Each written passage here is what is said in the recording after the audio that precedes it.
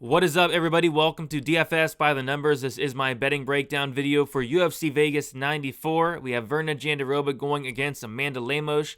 And yeah, looking forward to this card, looking forward to this main event. This is a main event that I've been looking forward to for a while now. It's a main event I've had my eye on. I think the co-main event, which is now Steve Garcia, Sungwoo Choi, is a phenomenal co-main event. I think it can't get any more violent than that. And yes, some other fun fights scattered throughout the card. This is a card, though, where I'm going to be keeping it light. I do have 4 bets this week. Next week, we have UFC 304. I'm going to be attacking that card a lot heavier. A lot of spots sticking out next week.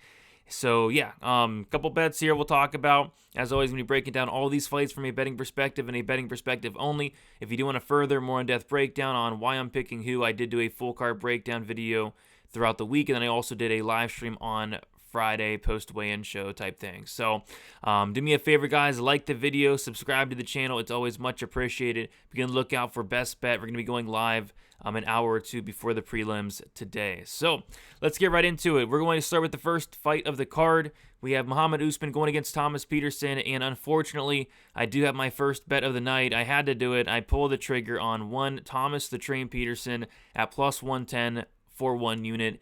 And here's why. I feel like worst case scenario, this fight is going to look like a pick 'em minus 110 each way.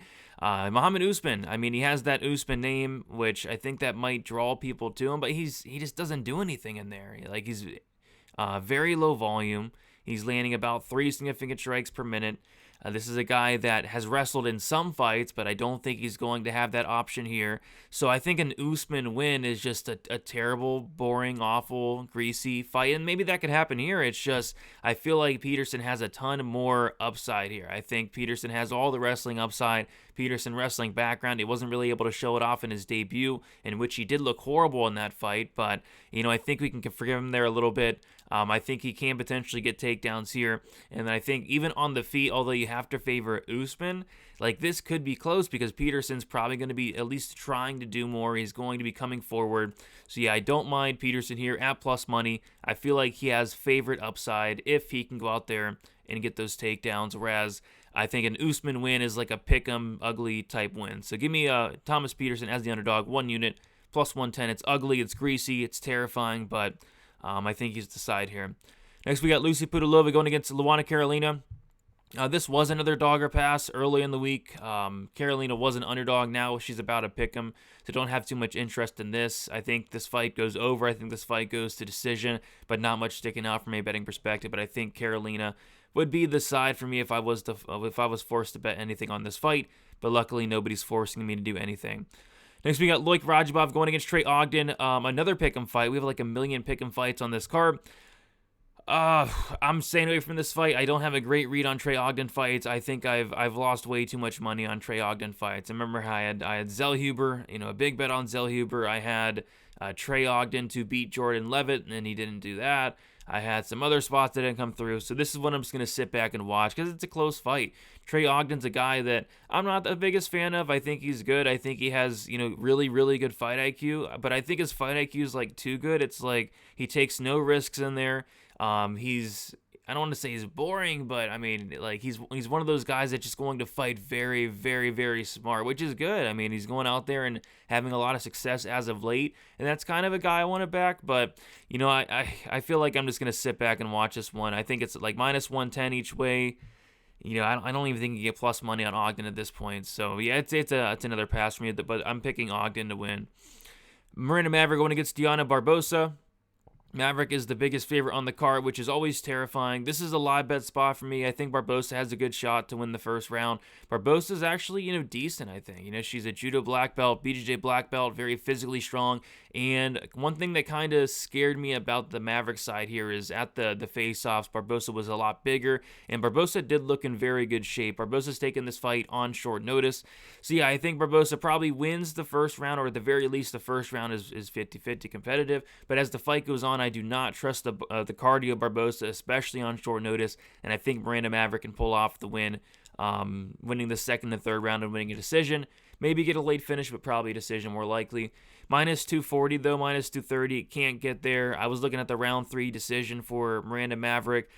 ultimately going to stay away, but I'm going to be looking at this fight from a live bet perspective because I have a very strong feeling that, Miranda Maverick's not going to be minus 240 going to the second round. Just a strong feeling there. So I'll be looking at it, and we'll go from there. So yeah, but the pick's Maverick, but not in love with the line. Next, we got Cody Gibson going against Brian Kelleher. This is the biggest pass on a card full of passes for me. You don't want to lay minus 200 on a guy like Cody Gibson. You just don't want to do it. And at the same time, you don't want to lay plus money on a guy like Kelleher, who I just think could be done at this point. I think he could be on his way out. He's 37 years old. He's dealt with some major injuries late in his career. There's nothing sticking out. Like I think this fight actually could potentially go over, but at the same time, it's like, can you trust either guy's durability? Can you trust either guys to finish? Can you trust either guy at all? I can't. So I got to pick Cody Gibson because I think he has just a little bit left in the tank, whereas Kelleher I'm like seriously worried about. And I'm seriously worried about that haircut as well that Kelleher's been rocking, that scarlet. Oh my gosh. But regardless, give me Cody Gibson. But yeah, I'm not betting this one, guys. Next, we got Jung Young Lee going against Hyder Amil. This, in my opinion, is the second best fight on the card. Like, I'm really looking forward to this fight, and it's because it's a Hyder Amil fight. This is one of those fights where I feel like this could be one of those fights where like these guys just go at each other. Like, I think it's gonna be a car crash. I think Hyder Amil is going to put himself right into the fire. I think the under at minus 120 is not a bad look. The only thing holding me back is both these guys are very durable, and both these guys have never been finished. So, betting an under in a fight where both guys have never been finished is something I don't love doing. So, another fight where I'm just going to sit back and watch, I think. But yeah, the under minus 120 or so definitely did catch my eye. But it also could be one of those fights where they drop each other 50 times and it ends up going the distance. Keith Peterson's in there. He's smoking cigarettes and drinking alcohol and not stop. It could be one of those fights. So, yeah, Jung Young Lee for me. Again, I don't love the price. Hyder Amil, I think it can make this very interesting. But if anything, I would be betting the under. But nothing I'm running to the window for in this fight. Next, we got Bill Algeo going against Duho Choi. I like Algeo. I think the line's about right, if not maybe a little bit too wide here. I think Algeo has a ton of advantages here. He's more active. This is a guy in Algeo who's going to be higher volume. I think he has the better ground game, better cardio, just a lot more ways to win. But Choi has the power. Choi has the power. We've seen Algeo hurt. We've seen Algeo be very hittable. We saw Algeo get knocked out in his last fight, and that wasn't too long ago. So, outside of the power, I think Algeo rolls here, but that power is something that we definitely have to factor in, right? So I think Algeo minus 115 and minus 175, it's about accurate. I don't think there's really any meat on the bone and no prop sticking out for me, but the pick is Algeo. Maybe another live bet spot on Algeo, because Algeo typically does drop that first round. So maybe I'll look at Algeo from a live bet perspective. Next, we got Cody Durden going against Bruno Silva. This is your classic minute winner versus moment winner type fight. With Cody Durden, you have the minute winning, and via the wrestling, this guy is averaging almost 5 takedowns per 15 minutes. And with Bruno Silva, you have the moment winning. This guy's finished every single one of his UFC wins. On the feet, Bruno Silva hits like an absolute truck for a flyweight. Bruno Silva's also a black belt in BJJ. And we've seen Durden drop before. We've seen Durden subbed 4 times, almost subbed 5 against Hadley as well. So, yeah, for me, there's 2 ways to play this fight. It's if you like Durden, by decision. It's plus 160, plus 170. And if you like Bruno Silva, I think the finish only or Bruno Silva inside the distance is not a bad look this week. So money's actually came in on Bruno Silva throughout the week. He is no longer plus money. A lot of these dogs have flipped to either pick'ems or very slight favorites. And this is one of those fights. Bruno Silva minus 115, minus 120 at this point on some books. So for me, I took a small shot on Bruno Silva to win inside the distance, half a unit at plus 320, just because I think if he is winning this fight, he is winning it by knockout or submission. And yeah, it could be knockout. It could be a club and sub. It could be, him catching, Durden with something on the mat. So yeah, I just think there's a lot of opportunities here for Silva to find a finish across 15. But yeah, Durden, if he's winning, I think it's by decision. So give me the finisher in this fight, and that's Bruno Silva. Next, we got Kaden Kruschewsky going against Kurt Holobaugh. Yeah, not much sticking out here. Another really closely lined fight, like all these fights are. I was thinking about maybe an under in this fight, but Kurt Holobaugh's durability is scaring me away from that. Kurt Holobaugh is very durable. And I actually think Kanan could be live for a decision here. But I also think Kurt Holobaugh could be live for a knockout. And I was looking at that Kurt Holobaugh knockout prop, but it's like plus 385. I was expecting a much better number. But yeah, Kanan's been knocked out in both of his losses. He is hittable. I don't think he has the best durability, but I need a better knockout prop for a Kurt Holobaugh knockout prop. Like, Kurt has some power, but he's more of like a submission guy. So yeah, it's another pass for me. I think a lot of people are gonna be drawn to Kanan. I mean, the word around the street is he's training at the Fighting Nerds. I don't like that for Kurt Holobaugh. I also don't like the fact that Kanan showed up and looked in like very good shape, like too good of shape, like that. If Kanan looked incredible at weigh-ins, he's younger. So yeah, I think the line's probably about right. I am still gonna pick Kurt Holobaugh. Not feeling great about that pick, with everything considered, but yeah, it's gonna be another pass fight for me. Next, we got the co-main event: Steve Garcia going against Sung Woo Choi.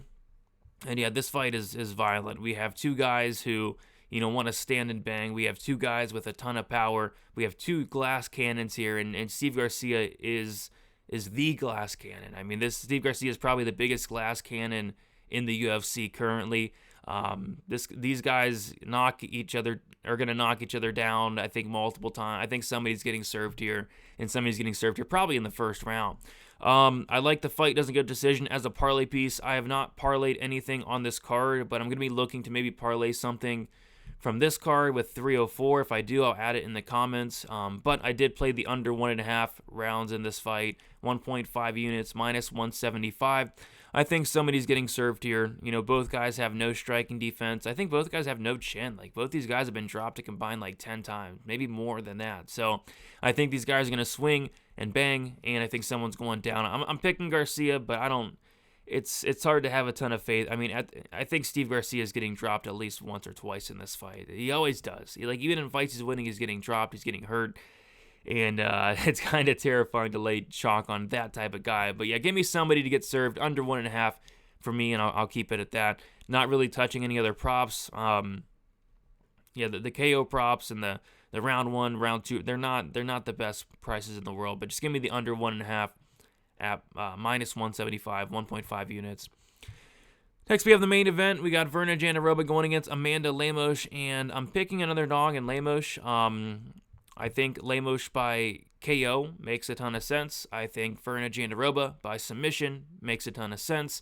I think the fight doesn't go to decision at minus 180 makes a ton of sense, and that's what I played. I played 2 units on the fight doesn't go to decision, minus 180. This is about as striker versus grappler as you're going to get on the feet. It's one-way traffic. Lemos is going to beat the brakes off of Virna Jandiroba. Lemos hits like a truck for the division, and Virna just has nothing on the feet for her. On the ground, Virna can get takedowns. She is slick on the ground. She hasn't got a sub in a while. It has been a while, and Lemos has been able to survive against Mackenzie Dern, Jiang Wei Li, but Virna Jandiroba is a fighter that, is going to be able to get takedowns, get into dominant positions, and she's going to have 25 minutes to find that submission. So I think it's Virna sub, Lemos by KO, pick your poison, but give me the fight doesn't go to decision. I think the minus 180 is just too generous in my opinion. 25 minutes in a striker versus grappler matchup where, Virna's probably the second or third best grappler in the division. Lemos probably has the first or second most power in the division. I think we're getting violence here. So give me the fight doesn't go. 2 units on that, minus 180. There you guys have it. Thank you for watching. Light week this week. I will have a ton of action next week for UFC 304, but I'm keeping it short and sweet and looking to come out with a win for UFC Vegas 94. Quick recap: Thomas Peterson, money line, 1 unit, plus 110. Bruno Silva inside the distance, half a unit, plus 320. 1.5 units on the under 1.5 in the Sung Woo Choi Steve Garcia fight, and then 2 units on the Lemos Virna Jandiroba fight doesn't go to decision at minus 180. Best of luck, guys, and we will talk to you soon. See you later.